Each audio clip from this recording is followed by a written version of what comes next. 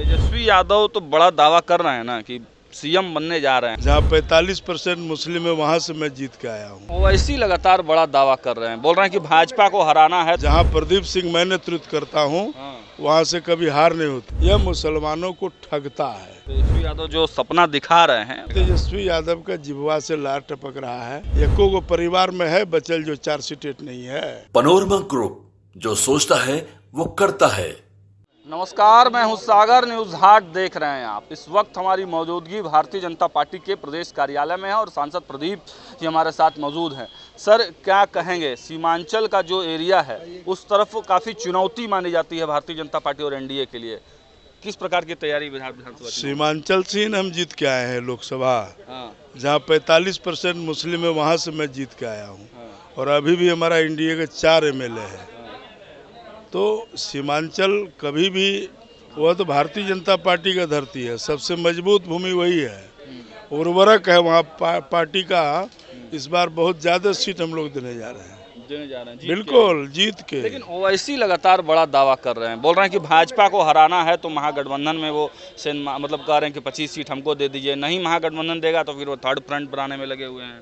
अरे ओवैसी लड़े चाहे लालटेन लड़े, हाँ, कोई फर्क नहीं पड़ता है मेरे सेहत में। हाँ, भारतीय जनता पार्टी का अपना वोट है। और जहां प्रदीप सिंह मैं नेतृत्व करता हूं वहां से कभी हार नहीं होती है। इसलिए जीत के आएंगे।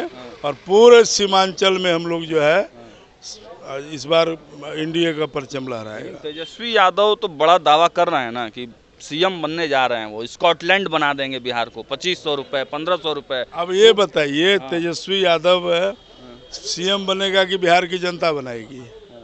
तो ये बड़बोला है। ठीक है, अब बिहार की जनता ने तय करेगी कौन बनेगा सीएम। उनके पिताजी सीएम रहे 15 साल, तो बिहार को लोग नहीं देखा है क्या? इसलिए अब वो राज्य नहीं चाहिए, अब विकास चाहिए।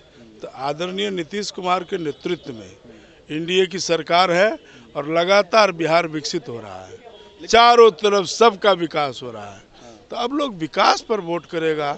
अब बिजली गांव चले गई, रोड चला गया, 4 लेन बन रहा, रेल लाइन बन रहा, पूर्णिया एयरपोर्ट चालू हो जाएगा 15 अगस्त में। लेकिन मुस्लिम बहुल क्षेत्र है ना, कहा जाता है कि भाजपा को कैसे देंगे मुस्लिम। अब देखिए कि गांधी मैदान में इतना भीड़ लग गया वक्त के खिलाफ। देखिए, मुसलमान को सब दिन ठगा है वो। लालू यादव जो तथाकथित जो कहता है कि हम सेकुलर जो पार्टी अपने आप को, यह मुसलमानों को ठगता है, उसको डराता है, भाजपा का खौफ दिखाता है। तो यही कह के तो वोट लेता है। तो उसको वोट बैंक के तरह यूज करता है, मिसयूज करता है। बाद में जब 15 साल मौका मिला तो मुसलमान के लिए क्या किया? तो कुछ नहीं किया। आखिर ऐसा मौका क्यों देती है कि मुस्लिम डरते अरे हैं हम भाजपा? कहाँ मौका देते हैं? हम तो कहते हैं सबका साथ सबका विकास। आज मोदी जी विकास कर रहे हैं तो मुसलमान का विकास नहीं हो रहा है, हिंदू मुसलमान सबका न हो रहा है। तो इसे कहते हैं तुष्टीकरण का राजनीति करना। तो मुसलमान का ठेका ले रखा है और मुसलमान को वोट तक ठेका है। काम तो मोदी जी करते हैं, भाजपा करती है, हम लोग करते हैं। मुसलमानों का वोट इस बार क्या एनडीए को, भाजपा को मिलेगा? देखिए, थोड़ा बहुत तो देता ही है, 2-4% वोट। आहिस्ते आहिस्ते बढ़ेगा, देगा। बढ़ेगा। हाँ, देगा। तेजस्वी यादव जो सपना दिखा रहे हैं उस सपने का कोई फर्क नहीं पड़ेगा। तेजस्वी यादव का जिह्वा से लार टपक रहा है, जो बिहार में पूरा नहीं होगा। उनका पिताजी 15 साल कर चुका है, एको को परिवार में है बचल जो 4 सीटें नहीं है।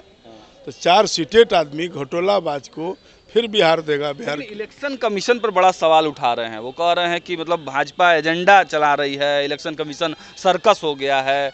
अच्छा, भाजपा ये पहली बार वोटर का सत्यापन हो रहा है कि पहले भी हुआ है?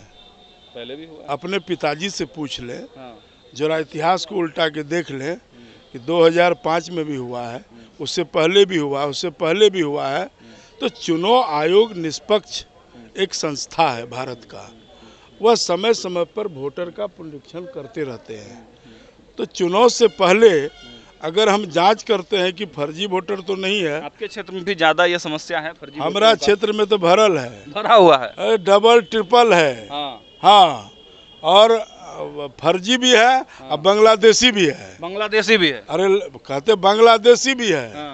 उन सबको मतलब हटा दिया जाएगा इस बार। बिल्कुल, ये देश है कि धर्मशाला है का कि जो मन सो रह जाएगा। तो जांच तो होना ही चाहिए।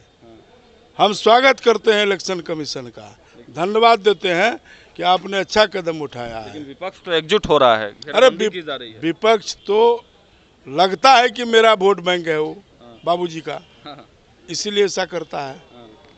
और उसको मुसलमाने का वोट चाहिए, हिंदू का वोट चाहिए नहीं। मुसलमान का ही वोट चाहिए, बस उसी का चाहिए। इसीलिए एक जाति का, समुदाय का वोट से कोई सरकार बना सकता है क्या?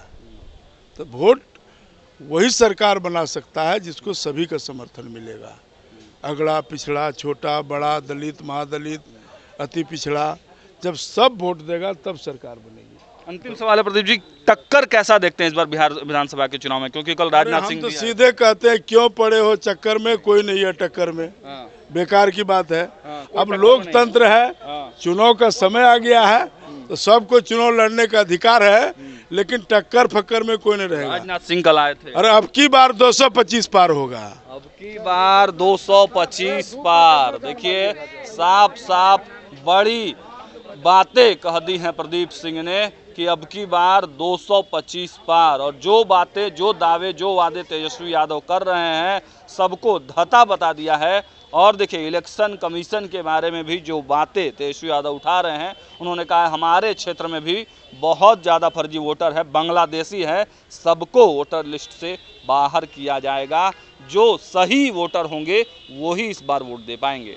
अब देखिए भाजपा लगातार चुनावी रणनीति में माहिर मानी जाती है और बिहार चुनाव के दृष्टिकोण से लगातार खूब प्रयास किए जा रहे हैं, खूब जो सियासी समीकरण है वो साधे जा रहे हैं। देखना होगा तेजस्वी यादव और महागठबंधन इस पर क्या कुछ एक्शन लेती है। देखते रहिए न्यूज़ हाट। बहुत बहुत धन्यवाद।